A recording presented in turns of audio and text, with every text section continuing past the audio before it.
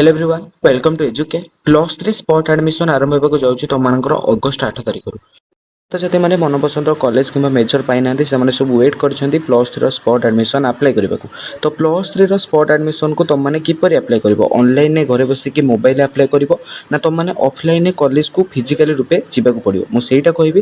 ତା ସହିତ ପିଲାମାନଙ୍କ ମନରେ ଡାଉଟ୍ କି ସେମାନଙ୍କୁ କୁହାଯାଇଥିଲା କି ସେମାନେ ଯେଉଁ ସ୍ପଟ୍ ଆଡମିସନ୍ ପକାଇବେ ସେମାନେ କିଛି ମନପସନ୍ଦର କଲେଜ ମେଜର ଆଡ୍ କରିକି ନୂଆ କଲେଜ ଅନର୍ସ ଦେଇପାରିବେ କି? ସେଇଟା ମୁଁ ତୁମମାନଙ୍କୁ ଏଇ ଭିଡ଼ିଓରେ କହିବି। ଆଉ ଯେଉଁମାନେ କହୁଥିଲ କି ସେମାନେ ଅଗଷ୍ଟ 8ରୁ ଆପ୍ଲାଏ କରିବେ ନା ଅଗଷ୍ଟ 10ରୁ ଆପ୍ଲାଏ କରିବେ, ଯେହେତୁ ସେ ଦୁଇଟା ଲିଷ୍ଟ ଦେଖୁଛନ୍ତି ବା ଦୁଇଟା ଡେଟ୍ ମେନସନ୍ ଅଛି, ସମସ୍ତେ ଜାଣିପାରୁନାହାନ୍ତି। ମୁଁ ସବୁ କ୍ଲାରିଫାଏ କରିଦେବି ପିଲାମାନେ ଏଇ ଭିଡ଼ିଓରେ। ଯେଉଁମାନେ ବି ଚ୍ୟାନେଲରେ ନୂଆ କରିଛନ୍ତି ଜଲ୍ଦି ଚ୍ୟାନେଲକୁ ସବସ୍କ୍ରାଇବ୍ କରିବେ। ତୁମମାନଙ୍କ କାମ ହେଉଛି ଭିଡ଼ିଓଟାକୁ ପୁରା ଲାଷ୍ଟ ଯାଏଁ ଦେଖିବ ବିନା ସ୍କିପ୍ରେ, ବୁଝିପାରୁଛ?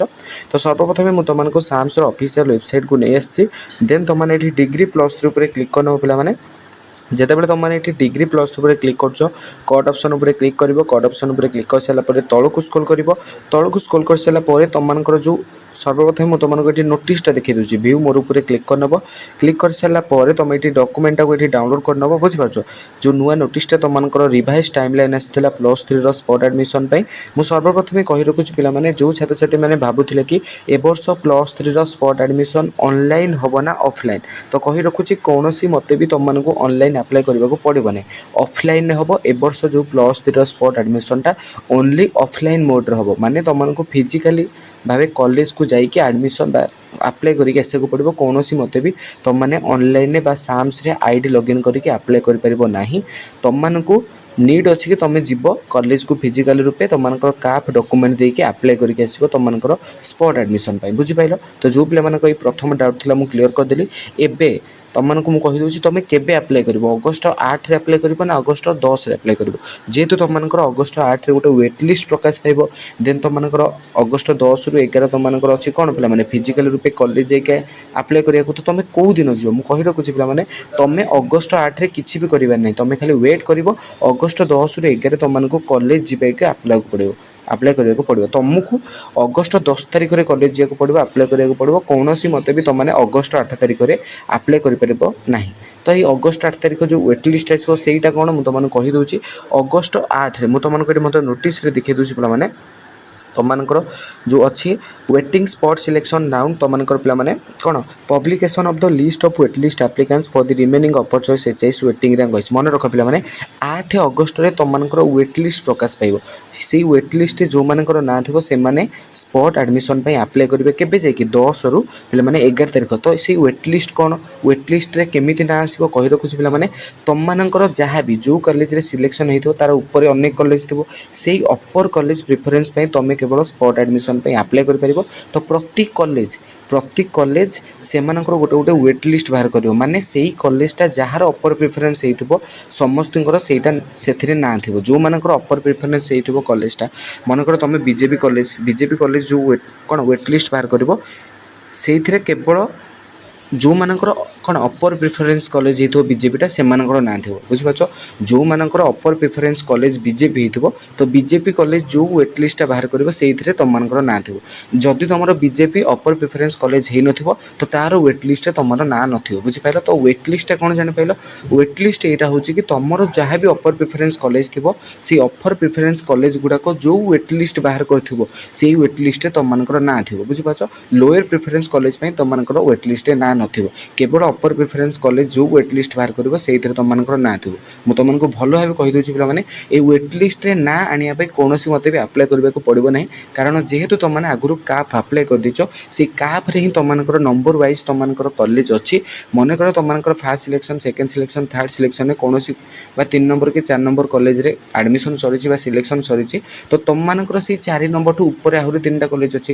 ସେଇ 3ଟା ଯାକ କଲେଜ ହେଉଛି ଅପର ପ୍ରିଫରେନ୍ସ କଲେଜ ତୁମର।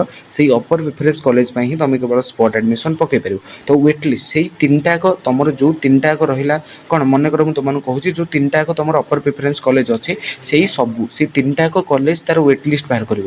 ତୁମର ଯେଉଁ 3ଟା ଯାକ କଲେଜ ଅଛି ସେଇ 3ଟା କଲେଜ ତାର କ'ଣ ୱେଟ୍ ଲିଷ୍ଟ ବାହାର କରିବ। ସେଇ ୱେଟ୍ ଲିଷ୍ଟରେ ତୁମମାନଙ୍କର ନାଁ ଥିବ। ତୁମର ଅପର ପ୍ରିଫରେନ୍ସ କଲେଜ ଯାହା ଅଛି ସେଇ କଲେଜର ୱେଟ୍ ଲିଷ୍ଟରେ ତୁମମାନଙ୍କର ନାଁ ପୁରା ନିହାତି ଥିବ।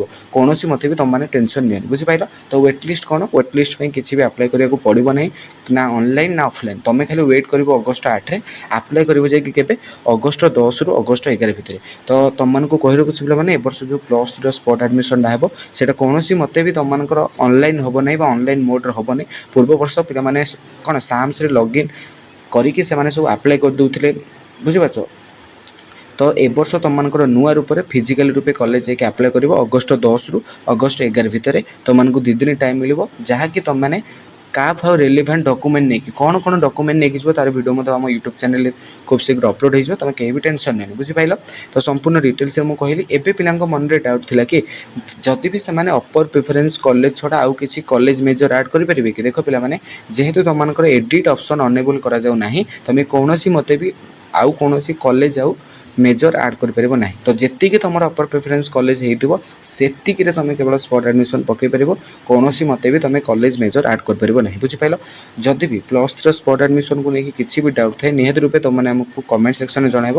ना आम टेलीग्राम चैनल जाइए मैंने जॉइन हो टेलीग्राम चैनल और व्हाट्सअप चैनल लिंक आम तुमको डिस्क्रिप्शन में ऑलरेडी प्रोवाइड कर देचु तो देख जो मैंने 10 रु 11 जाके अप्लाई कर 10 रु 11 जाके अप्लाई कलापर तुमको 12 तारीख में पे कौन पब्लिश हम तुमको रिजल्ट जो छात्र छात्री माने आमर सिलेक्ट होते स्पॉट एडमिशन से पाखु से कॉलेज तरफ SMS जीव कॉल जीव व्हाट्सअप से जन दिज्व ना तुम 12 तारीख दिन से नोटिस बोर्ड से कॉलेज को जाकि तुम नोटिस बोर्ड चेक कर तुम सिलेक्शन लिस्ट ना अच्छी कि ना आ जो मानकर बुझीपार सिलेक्शन लिस्ट ना नथिबो से सब वेटिंग लिस्ट थी से वेट करके जदि भी सिलेक्शन लिस्ट कौन पिला एडमिशन करूना ताहले तुम को चांस मिल तो जो दिन रिजल्ट बाहर से दिन तुम नोटिस बोर्ड देखिपार कॉलेज ना college official website Google search करके तुम देखिपार आम अधिकांश पॉपुलर कॉलेज गुड़िकर स्पॉट सिलेक्शन लिस्ट आम तुमको टेलीग्राम चैनल प्रोवाइड करदेबू कौन मत भी तुमने टेंशन नहीं आउ अगस्ट 12 तारीख दिन जो तुम रिजल्ट बाहर से दिन भी तुमको 2टा लिस्ट बाहर गोटे हूँ सिलेक्टेड लिस्ट आउ हूँ कौन पे गोटे हूँ वेटिंग लिस्ट तो सिलेक्टेड लिस्ट कौन सिलेक्टेड लिस्ट केते जण पिला रहिबे सिलेक्टेड लिस्ट पे माने सेतिकी संख्यक पिला रहिबे जेतिकी संख्यक सीट वैकेंसी थिबो जेतुटा सीट वैकेंसी थिबो सेतुटा सीट पई से माने सिलेक्टेड लिस्ट पिला को रखिबे मनकर 30टा सीट वैकेंसी अछि तो से माने 30 जण पिला को रखिबे कोन हमर सिलेक्टेड लिस्ट आ बाकी जेतिक स्पॉट अप्लाई करते हैं सब वेटिंग लिस्ट रखिथे वेटिंग रैंक देकी बुझीपाल मार्क अनुसार तो कौन मत भी तुम टेंशन नहीं मुझे संपूर्ण डिटेल्स तुम डाउट क्लियर करदेली जदि भी किसी डाउट थो निहाती भाव तुमने आमको कांटेक्ट कर टेलीग्राम चैनल रोचे जय जगन्नाथ।